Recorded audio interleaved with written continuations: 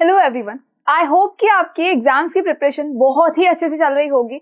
अब उसी प्रिपरेशन को हम थोड़ा और आगे बढ़ाते हैं और एक और चैप्टर के कुछ क्वेश्चंस देख लेते हैं कि किस टाइप के क्वेश्चंस हमारे एग्जाम में आ सकते हैं।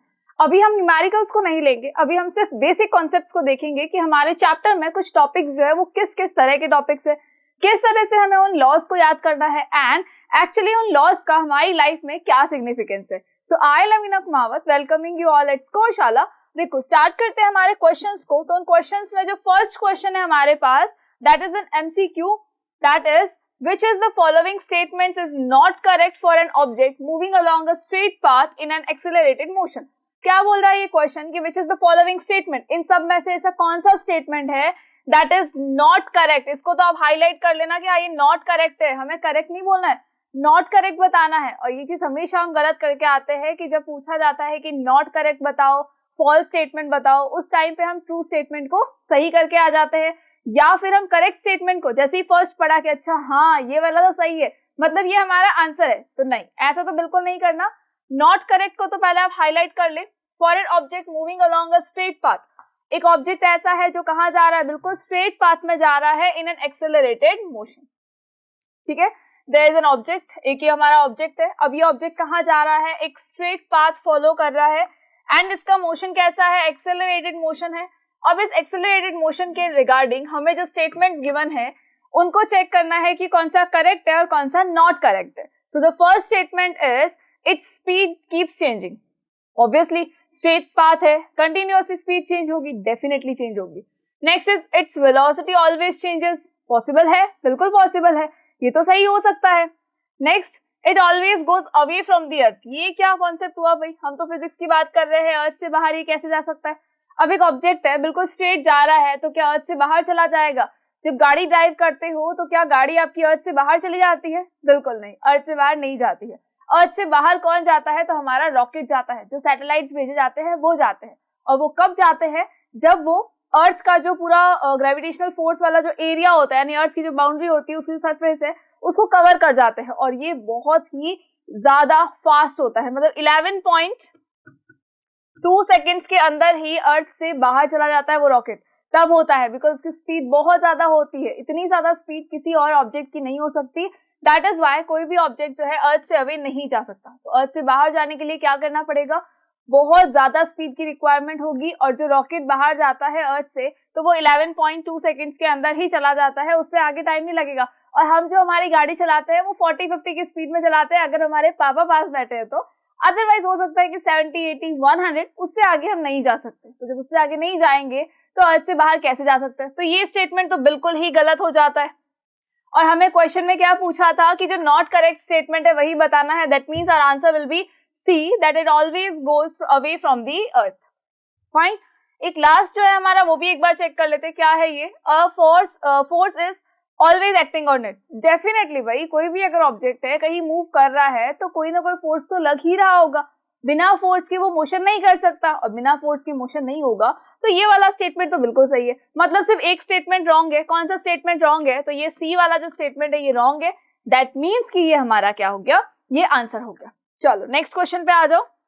Next question is according to the third law of motion, we know very well what is the third law of motion. हमने सारे लॉज ऑफ मोशन पढ़े हैं। फर्स्ट लॉ क्या था, सेकंड लॉ क्या था। देखो फर्स्ट लॉ में हमने क्या देखा था, इनर्शिया के बारे में देखा था। सेकंड लॉ में हमने पढ़ा था मोमेंटम के बारे में। And the third law action reaction law, याद होगा जब एक फ्रेंड आपको थप्पड़ लगाता है तो सीधा रिएक्शन में क्या जाता है, एक उतना ही तेज थप्पड़ जाता है उस फ्रेंड की गाल पे वापस से। तो याद होगा ना, वो बिल्कुल याद होगा। चलो, third law of motion, action and reaction. अब इसका ये जो स्टेटमेंट है इसको कंप्लीट करना है। That is always act on the same body. क्या एक्शन रिएक्शन जो है दोनों ही क्या सेम बॉडी पे होता है, एक्शन भी सेम बॉडी पे होगा, रिएक्शन भी सेम बॉडी पे होगा। तो ये तो बिल्कुल गलत है भाई। आपने अगर अपने फ्रेंड को एक थप्पड़ लगाया है तो वहां से रिटर्न में एक थप्पड़ आता है, हम थोड़ी ना एक और दे जाते हैं। तो ये तो बिल्कुल गलत स्टेटमेंट हो गया। Next is always act on different bodies in opposite direction. Yes, ये आंसर होगा कि जो भी एक्शन एंड रिएक्शन जो है वो दोनों ही कहाँ लगते हैं, दोनों ही डिफरेंट बॉडीज पर लगते हैं एंड अपोजिट डायरेक्शन के अंदर लगते हैं, इक्वल अमाउंट में लगते हैं। फाइन, तो दोनों साइड से जो फोर्स लगता है, एक लगेगा अगर लेफ्ट साइड से तो दूसरा हमेशा कहां से लगेगा, राइट साइड से लगेगा, यानी अपोजिट डायरेक्शन से लगेगा, बट इक्वल मैग्नीट्यूड का होगा, उसमें कहीं पर चेंजेस नहीं होंगे। अगर एक फोर्स आपका लग रहा है 10 न्यूटन का, तो सेकेंड फोर्स भी कितना लगेगा, 10 न्यूटन का ही लगेगा। उसमें हम 9 या 9.9 नहीं कर सकते, ना ही हम 10.10 कर सकते हैं। फाइन, चलो next is have same magnitude and direction. Magnitude same होगा, that is okay, but direction will not be same, direction हमेशा अपोजिट होने वाली है। Next is act on either body और at normal to each other. नहीं, ये भी गलत हो गया। ठीक है, चलो आ जाओ नेक्स्ट क्वेश्चन पे आ जाते हैं।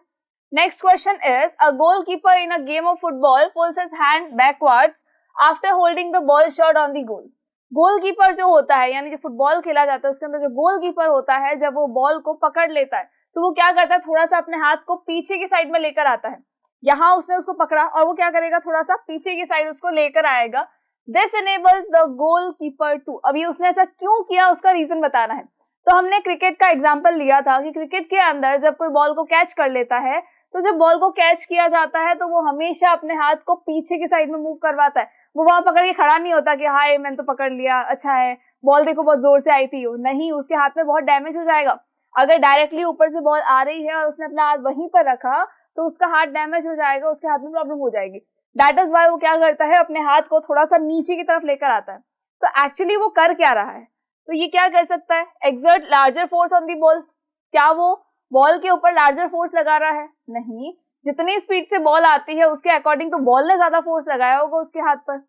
Next is reduce the force exerted by the ball. Yes, ये वो करता है। क्या कर रहा है, बॉल ने जितना फोर्स लगाया है उसके हाथ पर वो उसको क्या कर रहा है, रिड्यूस करने की कोशिश कर रहा है। कैसे कर रहा है रिड्यूस, बिकॉज वो क्या करेगा, अपने हाथ को थोड़ा सा पीछे लेकर आएगा, तो उस बॉल का जितना फोर्स लग रहा था उसको थोड़ा सा टाइम मिल जाएगा रोकने के लिए। मतलब यहाँ से वो रोकने की कोशिश तो कर रहा है, बट जब यहाँ पर बॉल नहीं रुकेगी तो क्या करेगा, हाथ को पीछे की साइड लेकर आएगा, यानी उसको क्या मिल जाएगा, थोड़ा सा टाइम मिल जाएगा और उसका फोर्स जो होगा, जो उस बॉल वो एक्सर्ट कर रही है उसके हाथ पर, वो थोड़ा सा रिड्यूस हो जाएगा और वो थोड़ा सा कम हो जाएगा। तो जो गोलकीपर है उसके हाथ पे लगेगा नहीं, यानी उसके हाथ पे कोई भी चोट का निशान भी नहीं आएगा। अदरवाइज क्या होगा कि उसके हाथ पे कोई ना कोई चोट लग सकती है। फाइन, चलो, सो आई होप कि ये क्वेश्चन आपको क्लियर हो गया होगा।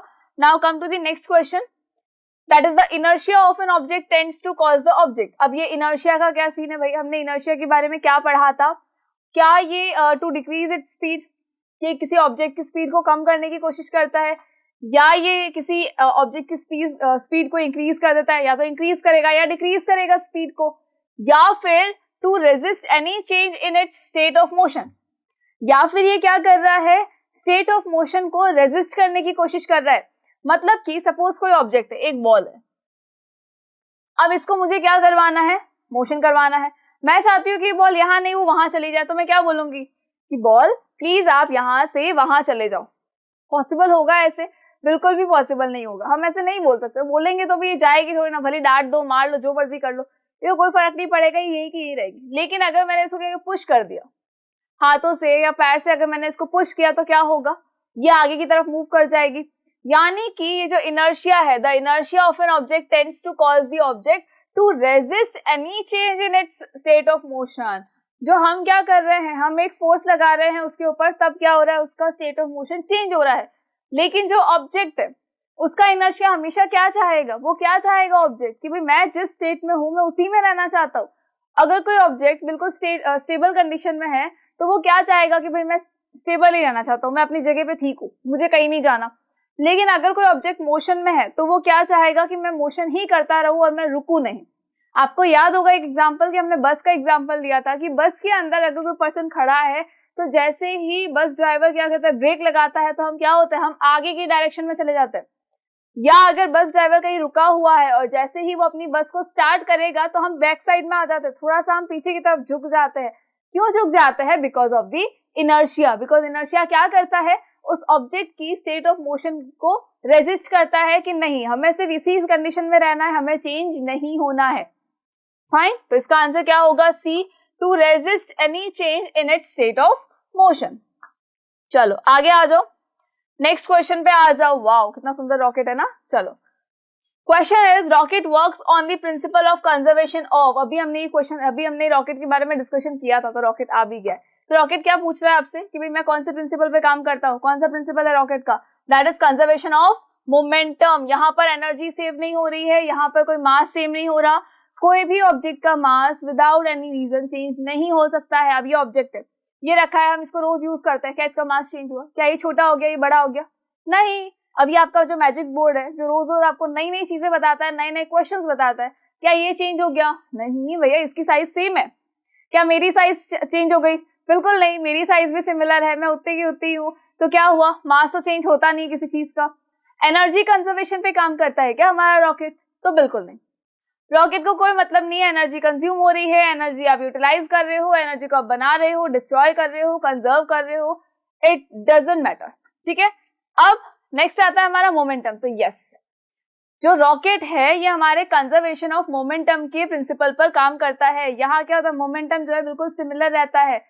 जब ये पड़ा रहेगा तब भी इसका मोमेंटम जो होगा, और जब ये स्टार्ट हो जाएगा, आगे चला जाएगा, मतलब जब इसको रॉकेट को शुरू कर दिया जाएगा और ये अर्थ से एस्केप हो जाएगा, बाहर चला जाएगा, उस टाइम पर इसका जो मोमेंटम है वो कंजर्व रहेगा। दोनों ही सिचुएशन में क्या होगा कि जो मोमेंटम है वो कंजर्व रहने वाला है इसका। फाइन, मोमेंटम इसका क्या होगा, बिल्कुल कंजर्व रहेगा। पहले की देखें और चाहे बाद में आप देख ले, दोनों ही केसेस के अंदर कंजर्वेशन ऑफ मोमेंटम वर्क करता है। दोनों ही केसेस का मोमेंटम जो होगा वो बिल्कुल इक्वल होगा, यानी मोमेंटम ना बना, ना डिस्ट्रॉय हुआ, ना कम हुआ, ना ज्यादा हुआ, जितना था उतना ही रहा। तो रॉकेट कौन से प्रिंसिपल पे काम कर रहा है? Momentum, conservation of momentum. चलो नेक्स्ट क्वेश्चन पे आ जाते हैं। नेक्स्ट क्वेश्चन इज, क्या बोल रहा है next question? A truck of mass m, एक ट्रक है जिसका मास कितना है? m है। देखो ये हमारी एक ट्रक है, इसका मास कितना है? इसका मास है m। It is moved under the force F, इसके ऊपर एक फोर्स लग रहा है। ये कौन से फोर्स से मूव कर रहा है? तो ये फोर्स है F। ये कौन से फोर्स से मूव कर रहा है? ये F फोर्स से मूव कर रहा है।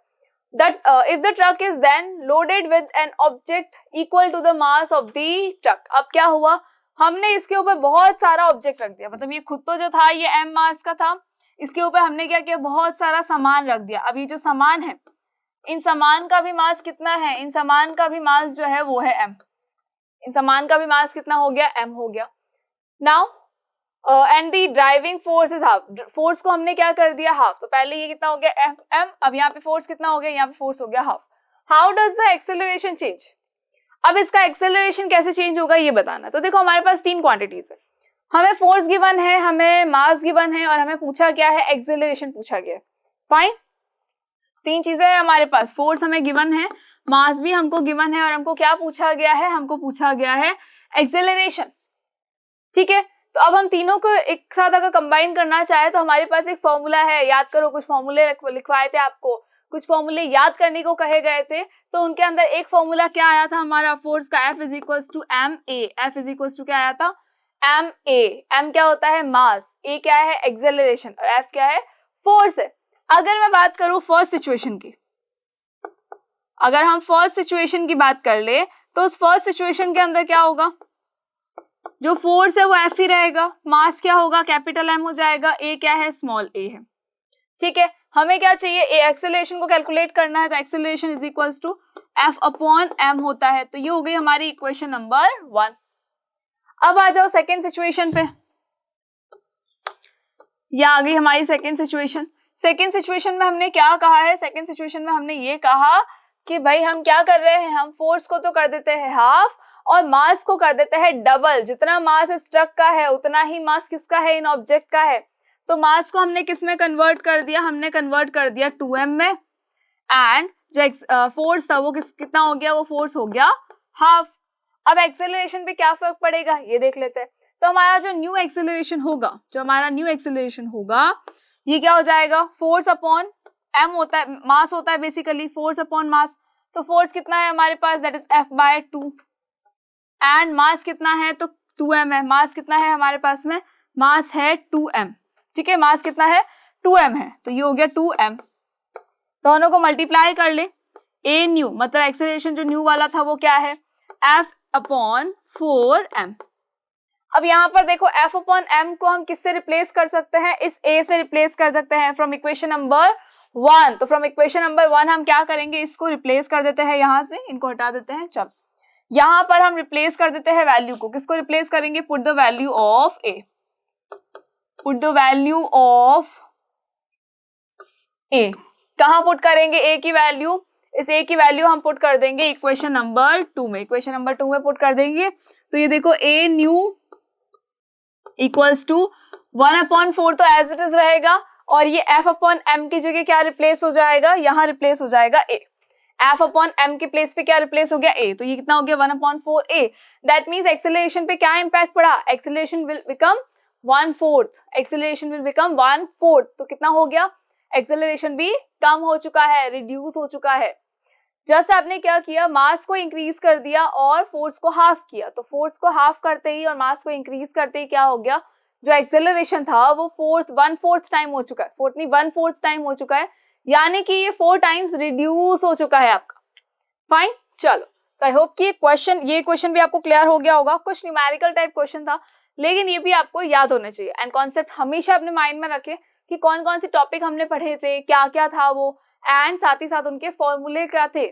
चलो नेक्स्ट क्वेश्चन पे आते हैं। There is 2 friends on roller skates are standing 5 meter apart facing each other. There are 2 friends, ठीक है, रोलर स्केट्स पे थे, लेकिन वो दोनों कहाँ खड़े, 5 मीटर डिस्टेंस पर खड़े हैं दोनों, और एक दूसरे की तरफ फेस किए हुए हैं। मतलब एक अगर इस डायरेक्शन में है, एक का जो फेस है अगर वो इस डायरेक्शन में है, तो दूसरे का फेस किस डायरेक्शन में होगा, इस डायरेक्शन में होगा, और दोनों के बीच की डिस्टेंस कितनी है, दैट इज 5 मीटर, ठीक है। One of them throws a ball of 2 kilogram towards the other. एक 2 किलोग्राम की बॉल है। चलो एक काम करते हैं, थोड़ा सा कलर चेंज करते हैं इस बॉल का। ये क्या है, हमारी 2 किलोग्राम की एक बॉल है जो इसने क्या किया, इसकी तरफ फेंकी है, ठीक है। One of them throws a ball of 2 kilogram towards the other who catches it. उसने उसको कैच कर लिया। How will this activity affect the position of the two, explain your answer. अब दोनों से क्या होगा, जैसे एक ने तो क्या किया, बॉल को फेंका, दूसरे ने क्या किया, बॉल को कैच कर लिया। अब दोनों ने अपनी अपनी जगह पे खड़े होके तो ये काम नहीं किया होगा ना, अब फेंका होगा तब भी वो आगे या पीछे गया होगा, और जब बॉल को कैच किया होगा तब भी तो वो आगे और पीछे गया होगा, कहीं ना कहीं तो गया ही होगा। तो हमें ये बताना है कि जो 2 फ्रेंड्स 5 मीटर की डिस्टेंस पर खड़े थे, क्या बाद में भी उनकी डिस्टेंस सिमिलर है, या ज्यादा हो चुकी है, या फिर कम हो चुकी है। तो इसको हमें बताना है। अब देखो यहाँ जो वैल्यूज गिवन है ना, कि हाँ मास गिवन है, दोनों के बीच की डिस्टेंस गिवन है, तो इनको देखकर भावनाओं में नहीं बह जाना, बिल्कुल इमोशंस में नहीं बह जाना कि हाँ ये वैल्यूज गिवन है मतलब कोई ना कोई फॉर्मूला अप्लाई होगा। अरे यूज योर कॉमन सेंस भाई, कुछ थ्योरम्स बताई है, कुछ हमने लॉज पढ़े हैं फोर्स के। क्या क्या लॉज पढ़े थे, देयर वर 3 लॉज। तीनों लॉज अपनी अपनी अलग अलग सिचुएशन बताते हैं, और वो रियल लाइफ में एप्लीकेबल भी होता है। अब यहाँ पर भी यही चीज होगी, यहाँ पर भी हमें इनको देख के भावनाओं में बिल्कुल नहीं बहना है कि ये बॉल जो है 2 किलोग्राम की है, दोनों के बीच की डिस्टेंस 5 मीटर है। तो हो सकता है ना कि कुछ ना कुछ तो फॉर्मूला कुछ तो लगना ही नहीं यार, बहुत सारे फॉर्मूले पढ़े थे, कोई एक अप्लाई कर देते, क्या फर्क पड़ेगा। तो नहीं, बहुत ही ज्यादा फर्क पड़ेगा। क्या फर्क पड़ेगा आपको, देखो यहाँ पर हमें देखना है मोमेंटम। हमें क्या चेक करना है, यहाँ पर मोमेंटम चेक करना है। यहाँ हम भावनाओं में बिल्कुल नहीं बहना है, ठीक है, फीलिंग्स में बिल्कुल नहीं बह जाना। क्या चेक करोगे, मोमेंटम चेक करना है। अब जो मोमेंटम होता है, ये पहले के टाइम बिफोर में क्या होगा, जब ये दोनों सिर्फ खड़े हैं तब क्या होगा, बिफोर मोमेंटम कितना हो जाएगा, मोमेंटम होगा 0। बिफोर कितना है, मोमेंटम 0, ठीक है, कोई प्रॉब्लम नहीं है। यहाँ तो बाद में मोमेंटम कितना होगा, ये चेक करो, बाद में मोमेंटम कितना होगा। तो अब देखो ये जो पर्सन है, जब इसने बॉल को फेंका, जब बॉल को फेंका होगा तो फिर बॉल को हम ऐसे फेंकते तो थोड़ा तो ये पीछे की तरफ गया होगा, डेफिनेटली गया होगा। और जब बॉल को कैच किया है तब भी तो पीछे जाएगा, 2 कदम तो गया ही होगा पीछे की साइड में, बिल्कुल गया होगा। फाइन, क्यों गया होगा, तो अपने मोमेंटम को कंजर्व करने के लिए गया है। दैट इज व्हाई जो दोनों के बीच की डिस्टेंस है इट विल इंक्रीज। फाइन, दोनों के जो बीच की डिस्टेंस होगी वो इंक्रीज हो जाएगी। ये पर्सन थोड़ा सा इस डायरेक्शन में चला गया, ये पर्सन थोड़ा सा इस डायरेक्शन में चला गया, तो दोनों के बीच की डिस्टेंस क्या हो गई, इंक्रीज हो चुकी है। दोनों के बीच की डिस्टेंस इंक्रीज हुई है, डिक्रीज भी नहीं होगी, सिमिलर भी नहीं रहेगी, दोनों के बीच की डिस्टेंस इंक्रीज हो जाएगी। बिकॉज ये क्या चाह रहा है कि इनका जो मोमेंटम है वो कंजर्व रहे। मोमेंटम पहले भी चेंज नहीं होगा, मोमेंटम बाद में भी चेंज नहीं होगा, तो दोनों का जो नेट मोमेंटम आएगा, नेट मोमेंटम कितना आएगा, 0 आ जाएगा। फाइन, मोमेंटम दोनों का कितना आ जाएगा, नेट मोमेंटम 0 आ जाएगा, ठीक है। तो दोनों के बीच की क्या हो जाएगी, डिस्टेंस जो है वो इंक्रीज हो जाएगी। चलो आ जाओ हमारे नेक्स्ट क्वेश्चन पे। Next question is what is momentum, right it's SI unit, interpret force in terms of momentum, represent the following graphically. किसको ग्राफिकली रिप्रेजेंट करना है? Momentum versus velocity when mass is fixed, and second thing is momentum versus mass when velocity is constant. अब the question is कि एक एक को solve करें या एक साथ करें? तो दोनों ये जो ग्राफ है क्या हम एक में बना दे? तो नहीं, ग्राफ को एक में नहीं बनाना है, ठीक है। सबसे पहला क्वेश्चन पढ़ लेते हैं हम, बाकी सबको एक बार रख देते हैं, क्योंकि इतना बड़ा क्वेश्चन देख के तो घबराना बिल्कुल नहीं है, और ये बिल्कुल नहीं सोचना कि नहीं इतना बड़ा क्वेश्चन है, फिर देखो इसके पार्ट्स भी है, तो बिल्कुल टेंशन नहीं लेनी है, ठीक है। टेंशन बिल्कुल भी नहीं लेनी है। क्यों नहीं लेनी है? तो हमारे पास आंसर है ना, हम एक एक का आंसर करेंगे। तो फर्स्ट क्वेश्चन देखो क्या है, व्हाट इज मोमेंटम? मोमेंटम क्या होता है? तो हमने पढ़ा था मोमेंटम क्या होता है। मोमेंटम का एक फॉर्मूला भी पढ़ा था, मास इनटू वेलोसिटी होती है। मोमेंटम हमने क्या पढ़ा था? P is equals to mv। Mass और वेलोसिटी का जो प्रोडक्ट होता है उसे हम क्या कह देते हैं? उसे हम कह देते हैं मोमेंटम। और एक शॉर्ट लैंग्वेज में देखें तो हम कहेंगे the quantity of motion is called momentum. The quantity of motion is called momentum, ठीक है। तो मोमेंटम का फॉर्मूला क्या हो गया? P is equals to mv। अब मोमेंटम की SI यूनिट क्या होगी? तो रटने की जरूरत तो बिल्कुल नहीं है, रटने की जरूरत बिल्कुल नहीं है। क्यों नहीं है? तो हमारे पास आंसर है, देखो क्या होगा। M क्या होता है? किलोग्राम। एंड वेलोसिटी को क्या किस में लिखेंगे? मीटर पर सेकेंड में लिखेंगे। तो ये हो गया आंसर, किलोग्राम मीटर पर second is the SI unit of momentum. तो SI यूनिट क्या हुई मोमेंटम की? किलोग्राम मीटर पर second. Now interpret force in terms of momentum. Force के बारे में बताना है कि फोर्स क्या होता है। तो हमने फोर्स के बारे में पढ़ा था, that is rate of change in momentum. Rate of change in momentum पढ़ा था, याद होगा आपको। भूलते कहाँ हो बच्चा? बिल्कुल नहीं भूलना है, चीजें भूलनी नहीं है, उल्टा हमें याद करनी है। सारे कॉन्सेप्ट्स हमारे माइंड में पूरे के पूरे क्लियर होने चाहिए। क्या होता है फोर्स? फोर्स कौन सा है? तो force is the rate of change of momentum. Rate of change in नहीं बेटा, rate of change of momentum है। Rate of change of momentum, rate of change of momentum. चलो, मोमेंटम के अंदर जो भी चेंज होगा उसकी रेट, और बताया था जहां पर रेट आ जाती है वहां पर हम डिवाइड में क्या लिखेंगे? डिवाइड में हम लिखेंगे T, ठीक है। तो ये हो जाएगा mv1 minus mu1 is equals to force. तो हो गया फोर्स किसके टर्म्स में आ गया? फोर्स आ गया हमारे मोमेंटम की टर्म में। चलो नेक्स्ट क्वेश्चन पे आ जाओ, that is represent the following graphically, momentum versus velocity when mass is fixed, या momentum versus mass when velocity is constant. आपको बताना है दो ग्राफ के बारे में, मोमेंटम और वेलोसिटी का एक ग्राफ बना दे जिसके अंदर हम क्या बोल रहे हैं कि मास फिक्स्ड है। एक हम बना दे मोमेंटम और मास का जिसके अंदर हम क्या कह रहे हैं? वेलोसिटी जो है वो कांस्टेंट है। तो आ जाते हैं हमारे फर्स्ट ग्राफ पे। फर्स्ट ग्राफ क्या होगा? देखो फर्स्ट ग्राफ ये होगा, ये मतलब क्या बोला हमने? Momentum versus velocity. तो मोमेंटम वर्सेस वेलोसिटी का जो ग्राफ होगा वो हमेशा कैसे जाएगा? बिल्कुल स्ट्रेट जाएगा। बिल्कुल कैसे जाएगा? स्ट्रेट जाएगा, ठीक है। देखो एक मैं इसका ग्राफ आपको बताती हूँ क्या है ये। सी, ये देखो मोमेंटम वर्सेस वेलोसिटी का ग्राफ कैसा जाएगा? बिल्कुल स्ट्रेट जाएगा। जब हमें बोला गया है कि जो मास है वो बिल्कुल कैसा है? फिक्स्ड है। मास यहाँ पर कैसा है? फिक्स्ड है। मास चेंज नहीं हो रहा है, मास इज फिक्स्ड। जब मास चेंज नहीं होगा तब भी जो मोमेंटम है वो बिल्कुल कैसे जाएगा? स्ट्रेट जाएगा। जिस तरह से वेलोसिटी इंक्रीज होगी उसी तरह से क्या होगा? मास भी इंक्रीज, मोमेंटम भी इंक्रीज हो जाएगा। अगर वेलोसिटी डिक्रीज होगी तो मोमेंटम भी डिक्रीज हो जाएगा। अगर वेलोसिटी इंक्रीज होती है तो मोमेंटम भी इंक्रीज हो जाएगा। नाउ द सेकंड ग्राफ क्या था? सेकंड ग्राफ था मोमेंटम और मास के बीच में बताना था, जबकि वेलोसिटी क्या थी? कांस्टेंट थी। वेलोसिटी क्या है इसमें? कांस्टेंट है। वेलोसिटी इज कांस्टेंट, ठीक है। क्या पूछा है हमको बोला है कि मोमेंटम और मास के बीच में बताना है। तो मोमेंटम और मास के अंदर तो क्या होगा? हमेशा वो भी क्या होगा? स्ट्रेट लाइन होगा। जब बोला है कि वेलोसिटी जो है वो कांस्टेंट है तो भाई मास भी तो कांस्टेंट ही होता है, क्या दिक्कत है? तब भी इसका ग्राफ कैसा होगा? हमेशा बिल्कुल स्ट्रेट लाइन होगा। अगर हमने मास को इंक्रीज कर दिया तो क्या होगा? मोमेंटम भी इंक्रीज हो जाएगा। अगर हमने मास को डिक्रीज कर दिया तो मोमेंटम भी क्या होगा? डिक्रीज हो जाएगा। फाइन। देखो वेलोसिटी तो कांस्टेंट है, उसमें कोई प्रॉब्लम ही नहीं है, लेकिन अगर सिर्फ मास को इंक्रीज किया तो मोमेंटम भी इंक्रीज, मास को डिक्रीज किया तो मोमेंटम भी डिक्रीज हो जाएगा। फाइन। चलो आगे आ जाओ नेक्स्ट क्वेश्चन पे। Next question is differentiate between unbalanced and balanced force. Balanced and unbalanced force दोनों के बीच में हमको क्या बताना है? डिफरेंस बताना है।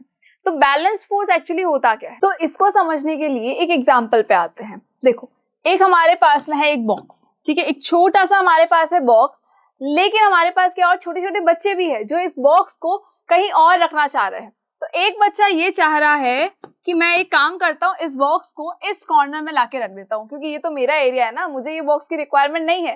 तो एक और बच्चा आता है, उस बच्चे ने सोचा कि नहीं, ये मेरे एरिया में क्यों रखा जाएगा, मैं इसको इस एरिया में रखूंगा। तो ये क्या करेगा, इस डायरेक्शन में फोर्स लगाएगा, नहीं ये जो बॉक्स है ये इस तरफ रहेगा।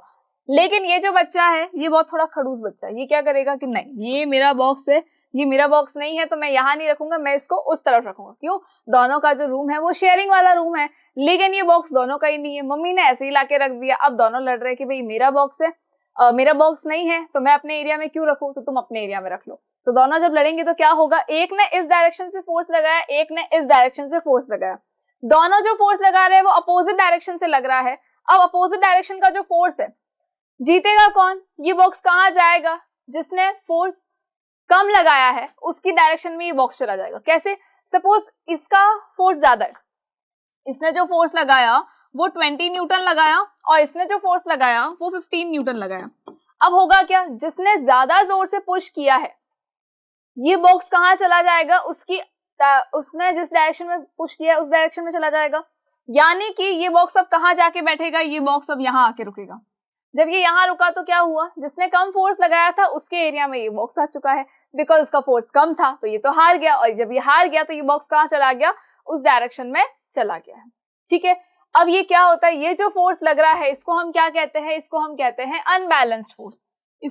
इसको हम क्या कहते हैं, अनबैलेंस्ड फोर्स कहते हैं। लेकिन अगर हम बात करें बैलेंस फोर्स की, तो मैं अगर आपको कहूँ कि भाई इसने जो 20 न्यूटन फोर्स लगाया, तो इस वाले बच्चे ने भी क्या किया, 20 न्यूटन फोर्स लगाया, क्योंकि मम्मी तो दोनों को ही बराबर दूध पिलाती है और बराबर ड्राई फ्रूट्स खिलाती है, इक्वल अमाउंट में खाना भी एक साथ खिलाती है, जो चीज इसको मिल रही है वही चीज इसको भी मिल रही है। तो क्या होगा, दोनों इक्वल अमाउंट के ताकतवर हो जाएंगे। तो दोनों ने जब फोर्स लगाया तो दोनों का जो फोर्स था वो इक्वल लगा। जब फोर्स इक्वल अमाउंट में लगेगा तो ये फोर्स कौन सा होगा, ये फोर्स होगा हमारा बैलेंस्ड फोर्स। ठीक है, बैलेंस फोर्स होगा। लेकिन इस बैलेंस फोर्स का रिजल्ट क्या रहा कि दोनों जो थे थक के हार गए, लेकिन ये बॉक्स जो है ये इनसे हिला ही नहीं, बिल्कुल नहीं हिला, बहुत भारी बॉक्स था और दोनों बेचारे छोटे छोटे बच्चे हैं, चुन्नू मुन्नू है। तो अब क्या हुआ, इनसे ये बॉक्स हिला ही नहीं हिला तो क्या होगा, ये बॉक्स अपनी जगह पर फिक्स्ड है। दैट मीन्स कि यहाँ पर कौन सा फोर्स लग रहा है, यहाँ लग रहा है बैलेंस फोर्स। ठीक है, एक और एग्जांपल लेते हैं हम। आपको याद होगा जब हमने टग ऑफ वॉर की बात की थी, टग ऑफ वॉर में क्या होता है, रस्सी है उसको खींचना होता है अपनी साइड में। ठीक है, क्यों खींचना होता है, ताकि जो नेक्स्ट टीम है हमारी वो हार जाए। अब होगा क्या, अगर सपोज दोनों ही टीम में इक्वल नंबर ऑफ पीपल है और सब जो है इक्वल, एक तरह से देखा जाए तो बहुत सिमिलर हाइट बॉडी के हैं, और जब दोनों साइड से क्या होगा, इक्वल फोर्स लगेगा, तो वो रस्सी जो है वो ना इस तरफ आएगी ना उस तरफ जाएगी, दोनों से झूल रहे हैं, कभी उधर जा रहे हैं कभी इधर आ रहे हैं। तो उस टग ऑफ वॉर में क्या होगा, टाई हो जाएगा, कोई भी नहीं जीतेगा, ना ये टीम ना ये टीम। लेकिन अगर दोनों ही साइड में से ऐसा हो गया कि एक साइड से फोर्स ज्यादा लगा, हो सकता है इस तरफ जो थे ज्यादा हट्टे कट्टे लोग थे, जिम विम जाते थे वो लोग थे, और इस तरफ तो बिताए थे वो डाइटिंग पे थे, तो उनकी क्या गलती, डाइटिंग पे थे तो नहीं थी इतनी एनर्जी, तो उन्होंने उसमें फोर्स तो लगाया लेकिन इतना नहीं लगा। तो जिम जा रहे थे उनका क्या हुआ, उस डायरेक्शन में वो जो रस्सी थी वो इस तरफ आ गई और जो सामने वाले लोग थे वो हार गए। फाइन, अब क्या हुआ इसके अंदर लगा अनबैलेंस्ड फोर्स। तो आई होप कि ये तो क्लियर हो गया होगा कि बैलेंस फोर्स होता क्या है और अनबैलेंस्ड फोर्स क्या होता है। लेकिन जब डिफरेंस की बात आती है तो सबसे पहले हम इसमें क्या लिखते हैं, डेफिनेशन लिखते हैं। देन हम ये लिख सकते हैं कि जो बैलेंस फोर्स होता है, इस बैलेंस फोर्स के अंदर, ओके चलो, बैलेंस फोर्स के अंदर क्या होता है, जो नेट फोर्स होगा, नेट फोर्स कितना हो जाएगा, 0 हो जाएगा। नेट फोर्स कितना हो जाएगा, 0। क्यों होगा 0, सपोज दोनों ही साइड से इक्वल अमाउंट का फोर्स लगा है, एक तरफ लगा 10 न्यूटन, दूसरी साइड में भी लगा 10 न्यूटन, दोनों को आप माइनस करके चेक कर लो, आंसर विल बी 0। तो नेट फोर्स कितना आया, 0 आया, किसमें, बैलेंस फोर्स में। अगर मैं बात करूं अनबैलेंस्ड फोर्स की, तो इस अनबैलेंस्ड फोर्स में क्या होगा, नेट फोर्स कुछ ना कुछ जरूर होगा, नेट फोर्स इसका कभी भी 0 नहीं होगा, कुछ ना कुछ नेट फोर्स जरूर होगा। अब अगर हमने कहा कि नहीं, एक तरफ कौन है, नोबिता है, एक तरफ कौन है, नोबिता है आपका, और एक तरफ है हमारा मोटू सा जियान। अब जो नोबिता ने फोर्स लगाया वो कितना था, 10 न्यूटन था, और जो जियान ने फोर्स लगाया है वो जियान का फोर्स कितना है, 15 न्यूटन है। अब अगर मैं आपसे पूछूं कि नेट फोर्स कितना होगा, तो नेट फोर्स कितना होगा, 50 minus 10 that means 40 Newton, 40 Newton, यानी कि जीरो तो बिल्कुल नहीं हुआ है। फाइन, तो एक डिफरेंस क्या हो जाएगा हमारा नेट फोर्स की, बैलेंस्ड फोर्स में जो नेट फोर्स होता है वो कितना होता है, जीरो। लेकिन अगर अनबैलेंस्ड फोर्स की बात करें तो वहां पर नेट फोर्स जीरो कभी नहीं होगा, वहां पर कोई ना कोई फोर्स जरूर होगा। एंड दी थर्ड थिंग कि बैलेंस्ड फोर्स के अंदर जो ऑब्जेक्ट है वो मूव ही नहीं करता। फाइन, ये जो बॉक्स था जब बैलेंस्ड फोर्स लग रहा था तो दोनों बेचारे थक हार गए, लेकिन ये जो बॉक्स था ये टच से मस नहीं हुआ, ना ये इधर गया ना ये इधर गया। अब दोनों ही हैरान परेशान, तो सोचा कोई बात नहीं यार, सेंटर में रखा है, सेंटर में ही रख देते हैं, आधा तेरा और आधा मेरा। फाइन, सो बैलेंस फोर्स जब होगा तो यहाँ पर क्या होगा, बैलेंस फोर्स में मूवमेंट नहीं होगा, बिल्कुल भी मूवमेंट नहीं होगा। ठीक है, मूवमेंट जो है वो बिल्कुल भी नहीं होने वाला है, किसमें, बैलेंस फोर्स में नहीं होगा। लेकिन अगर मैं बात करूं अनबैलेंस्ड फोर्स की तो वहां पर मूवमेंट जरूर होगा। भाई जब जियान और नोबिता अगर कंपटीशन करेंगे तो डेफिनेट सी बात है ना कि जियान क्या करेगा, पूरा का पूरा बॉक्स उठा के, इवन साथ में नोबिता को भी उठा के एक साइड में पटक के आ जाएगा, लेकिन नोबिता उस बॉक्स को बिल्कुल भी हिला नहीं पाएगा। फाइन, तो अनबैलेंस्ड फोर्स में क्या होगा, मूवमेंट होगा, जिस भी ऑब्जेक्ट पर फोर्स लग रहा है उस ऑब्जेक्ट का मूवमेंट जरूर होगा। फाइन, चलो, सो आपको जो आप डिफरेंस लिखेंगे वो आप इस तरह से नहीं लिखेंगे कि हाँ नोबिता ये था जियान ये था, नहीं, आप इस फॉर्म में इसका आंसर लिखेंगे।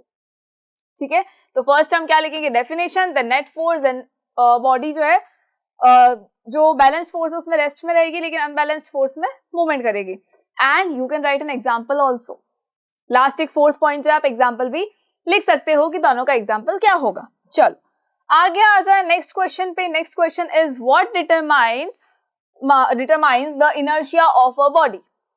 सेकंड क्वेश्चन हम बाद में देखेंगे, सबसे पहले हम ये चेक कर लेते हैं what determines the inertia of a body. कौन बताता है कि इनर्शिया कितना होगा, ज्यादा होगा या कम होगा किसी बॉडी का। अच्छा एक बात बताओ, अगर मैं आपको बोलूं कि एक साइकिल है, ठीक है, मुझे अपनी स्कूटी निकालनी है, भाई स्कूटी से काम चला लो, कारवार नहीं है, तो स्कूटी अगर मुझे निकालनी है और पास में एक बाइसाइकिल रखी हुई है, मैं चाह रही हूँ कि यार मुझे इस साइड से निकलना, लेकिन वो बाइसाइकिल बीच में आ रही है, तो हम क्या करेंगे, उस बाइसाइकिल को उठा के चला के आगे की तरफ रख देंगे कहीं पे, और उसके बाद हमारी जो स्कूटी है या टू व्हीलर जो भी है वो बाहर आ जाएगा। इजी है, कोई प्रॉब्लम नहीं है। ठीक है, अब बता दो अगर उसी के पास में वहां पे ट्रक आ जाए, सोचो अगर वहां पे ट्रक आ गया तो आप क्या करोगे, क्या ट्रक को भी बाइसाइकिल की तरह उठा के साइड में रख देंगे, पॉसिबल है, नहीं है, हमें ही वेट करना पड़ेगा कि हाँ ट्रक ड्राइवर आएगा, वो अपनी ट्रक हटाएगा और उसके बाद जो है मेरी गाड़ी निकलने वाली है वहां से। ठीक है, ये क्यों हुआ, बिकॉज ट्रक का जो मास है वो बहुत ज्यादा है, ट्रक का मास इतना ज्यादा है कि आप चाहे कितना ही एक्सटर्नल फोर्स लगा लो, लेकिन वो ट्रक जो है वो टच से मस नहीं होने वाला है। क्यों नहीं होने वाला है, बिकॉज जितना ज्यादा मास होगा उतना ही ज्यादा उसका इनर्शिया होगा, जितना ज्यादा मास होगा उतना ही ज्यादा क्या होगा, इनर्शिया होगा। बिकॉज जो ट्रक है वो क्या चाहेगा कि मैं अगर रेस्ट कंडीशन में हूं तो मैं रेस्ट कंडीशन में ही रहूं, मैं मोशन में नहीं आना चाहता। हमने पढ़ा है Newton's first law of motion, याद करो क्या पढ़ा था कि कोई भी ऑब्जेक्ट अगर कोई रेस्ट कंडीशन में है तो वो रेस्ट में ही रहना चाहता है जब तक कि उसके ऊपर कोई एक एक्सटर्नल फोर्स ना लगे। अरे मम्मी की थप्पड़ लगती है उससे पहले क्या होमवर्क करते हो क्या, नहीं करते हो ना, तो जब तक एक्सटर्नल फोर्स नहीं लगता है तब तक कोई काम नहीं होता। तो वैसे ही कोई भी ऑब्जेक्ट जो है वो मूव नहीं करेगा अगर उसके ऊपर एक्सटर्नल फोर्स नहीं लगा है तो। और वही अगर कोई चीज मूव कर रही है, अगर कोई ऐसा ऑब्जेक्ट है जो कि मोशन में है और उसको हम चाहते हैं कि वो रेस्ट कंडीशन में आ जाए, तो क्या करना पड़ेगा, उसके ऊपर भी हमें एक एक्सटर्नल फोर्स लगाना पड़ेगा। इवन आपकी कार या बाइक है, जब वो मोशन में है और आपको उसे रोकना है तो क्या करते हो, उसको बोलते हो कि बेटा रुक जा रुक जा रुक जा रुक जा, अरे रुक रुक रुक, तो गाड़ी रुकती है क्या आपकी, नहीं रुकती है। क्या करते हो, ब्रेक अप्लाई करते हो। और वो ब्रेक क्यों लगाते हैं, बिकॉज ऑफ एक्सटर्नल फोर्स। हमें क्या करना पड़ेगा, उस गाड़ी पर एक एक्सटर्नल फोर्स लगाना पड़ेगा, देन हमारी गाड़ी रुक जाएगी, अदरवाइज गाड़ी नहीं रुकने वाली है भैया, कहीं और ही जाके रुकेगी फिर तो वो। चलो, सो आई होप कि क्लियर हो गया होगा कि इनर्शिया क्या होता है। तो अब देखो इनर्शिया किसका ज्यादा होगा, जिसका मास ज्यादा होगा। फाइन, गेटिंग माय पॉइंट कि जिसका मास ज्यादा है उसका इनर्शिया भी क्या होगा, ज्यादा। लेकिन जिसका मास है कम उसको तो उठा के यूं ही फेंक दोगे यार, क्या कर रहे हो। अपने छोटे भाई बहनों को ही देख लो, जो बहुत छोटू से होते पिद्दू से होते, उनको आप क्या करते हो, उठा के यूं ही पटक देते हो कि यार तू बैठना उधर, मेरे को ये सीट चाहिए। और वही अगर कोई बड़ा आ जाए, हट्टा कट्टा इंसान आ जाए खाते पीते घर का, फिर हम क्या करेंगे, फिर हम चुपचाप जाके खुद ही बैठ जाते हैं साइड में। क्यों बैठ जाते हैं, जैसे नोबिता जो था, हमारा जो नोबिता था वो जियान को देखते साइड में क्यों बैठ जाता है, बिकॉज उसको पता है भाई कि जियान का इनर्शिया बहुत ज्यादा है, इतना ज्यादा मास है कि मैं उसको हिला नहीं सकता, मेरा इनर्शिया कम है। फाइन। तो आई होप कि अब ये याद रहेगा कि इनर्शिया को कौन डिटरमाइन करता है, मास डिटरमाइन करता है। ग्रेटर द मास तो greater the inertia and smaller the mass then smaller the inertia. Fine, चलो आगे आ जाओ। Do all bodies have the same inertia? अरे भाई अभी भी ये क्वेश्चन पूछने की जरूरत है क्या, है या नहीं? यस और नो? ऑब्वियसली नो भाई। अगर सेम इनर्शिया कैसे हो सकता है? जिसका जितना ज्यादा मास होगा उतना ही ज्यादा उसका इनर्शिया है, तो फिर सेम इनर्शिया कैसे हो सकता है? अब मैं अगर एक बात करूं चूहे और हाथी की, अगर चूहे और हाथी की बात कर ले तो क्या दोनों का इनर्शिया सेम होगा? क्या दोनों का मोशन करवाने के लिए सिमिलर फोर्स लगाना पड़ेगा? जितना फोर्स हम हाथी पे लगाएंगे ना उसको मूव करवाने के लिए, उतना अगर हमने उस चूहे पे लगा दिया ना, बेचारा दिखेगा ही नहीं, ना उसकी हड्डियां मिलेंगी ना कुछ और मिलेगा, पापड़ बन जाएगा वो। तो ऐसा नहीं कर सकते। हर एक बॉडी का इनर्शिया डिफरेंट डिफरेंट होता है बिकॉज उनका मास डिफरेंट डिफरेंट होता है। जिनका मास ज्यादा होगा उनका इनर्शिया भी क्या होगा? ज्यादा। जिनका मास होगा कम उनका इनर्शिया भी क्या होगा? कम। ठीक है, चलो आई होप कि क्लियर हो गया होगा। नाउ नेक्स्ट क्वेश्चन पे आ जाओ। Why a neat hole is formed in a glass pane if the bullet is fired on it from a close range? Movie के अंदर हमने गन चलाते हुए सबको देखा है, ठीक है? नहीं तो सीआईडी देखा होगा भाई, और नहीं देखा है तो देखा करो, अच्छी चीज आती है। कई बार होता है बहुत अच्छी चीजें आती है, ठीक है? तो सीआईडी के अंदर हमने देखा है गन्स लेके ये लोग घूमते रहते हैं, जहां मर्जी ठोक देते हैं।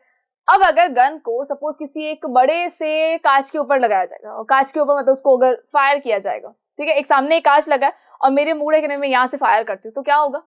कांच पूरा बिखर जाएगा। सिंपल सी चीज है भाई, ये तो कॉमन सेंस है।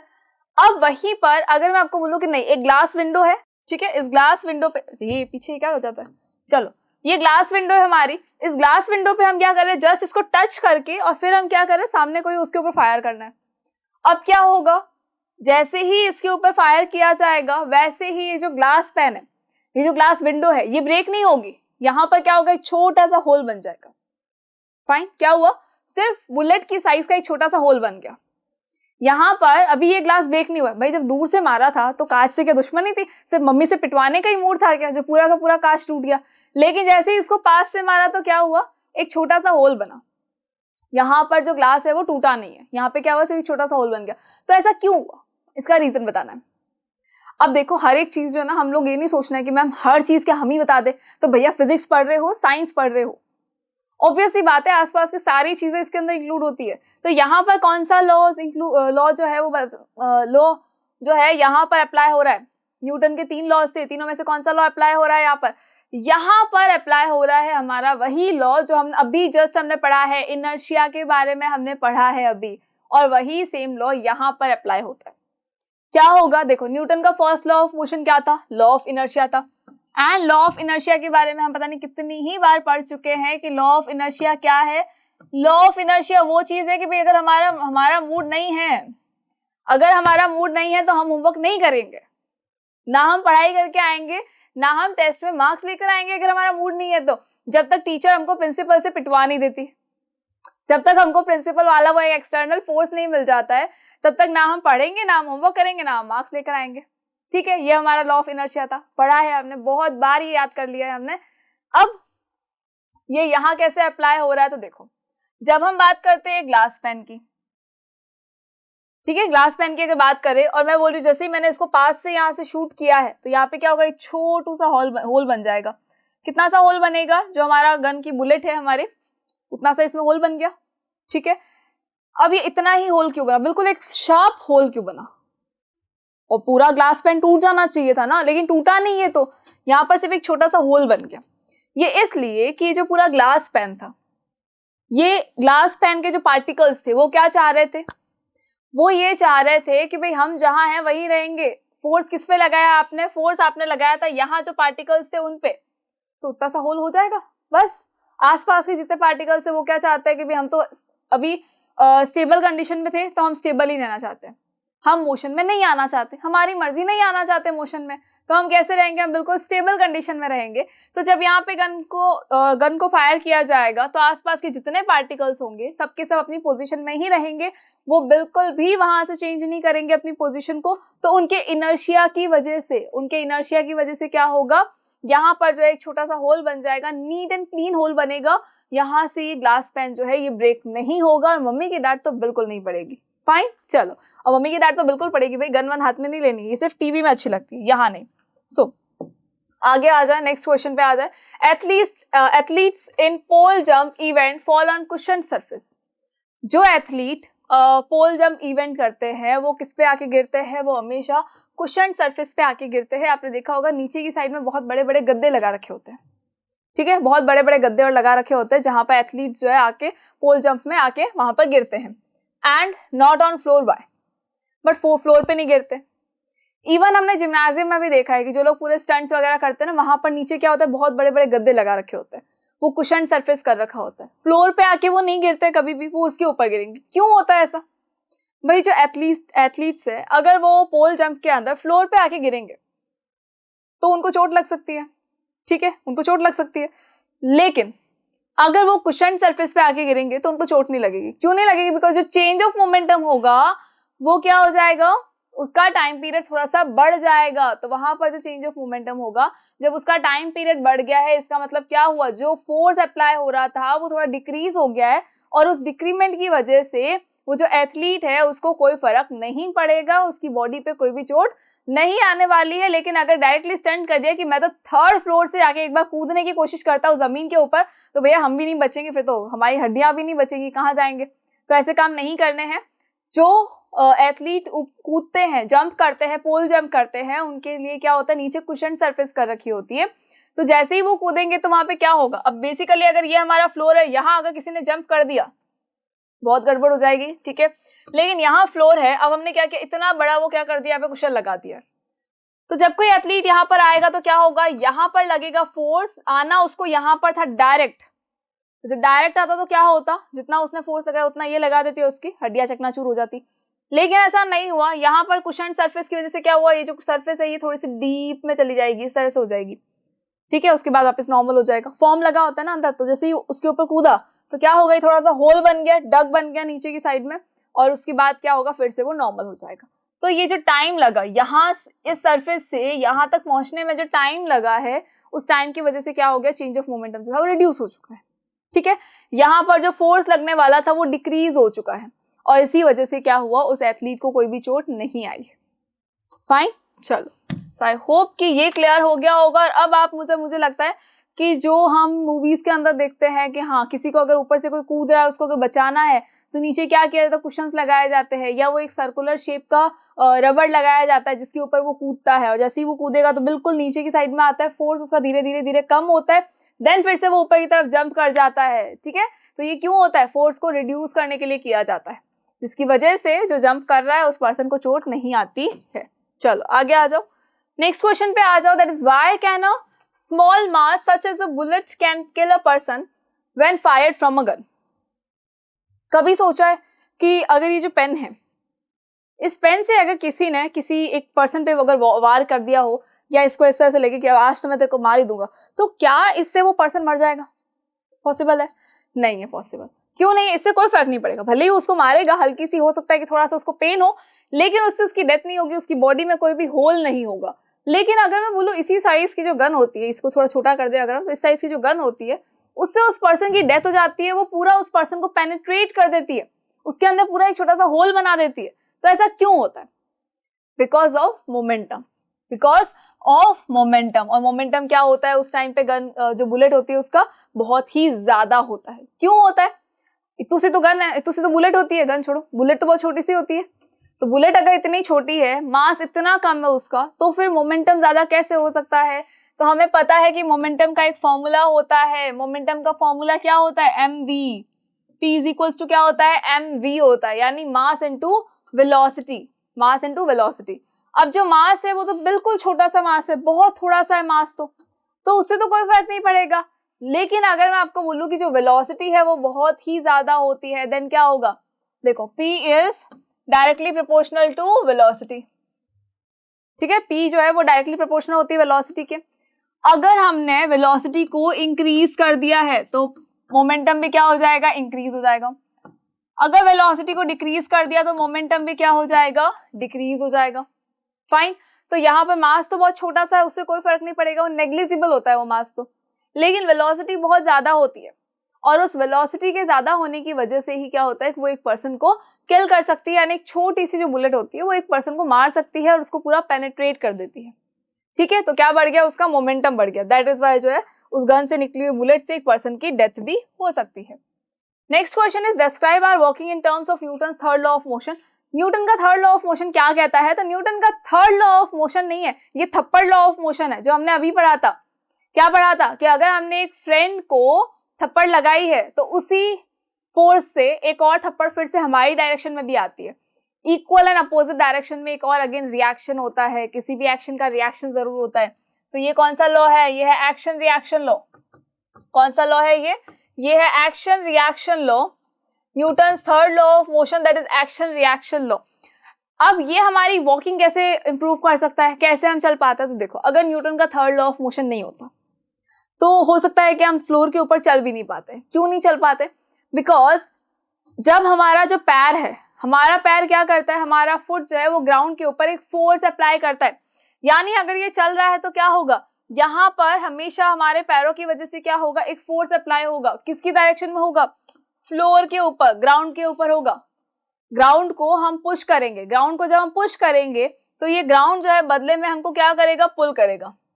ठीक है, अगर हम ग्राउंड को धक्का देंगे तो ग्राउंड भी हमको क्या करेगा, धक्का देगा भाई। तो ग्राउंड को जब हमने पुश किया तो ग्राउंड ने हमको क्या किया, पुल किया, और उसी की वजह से क्या होता है कि हम चल पाते हैं। हमने किया एक एक्शन और उसके बदले में क्या हुआ, रिएक्शन हुआ।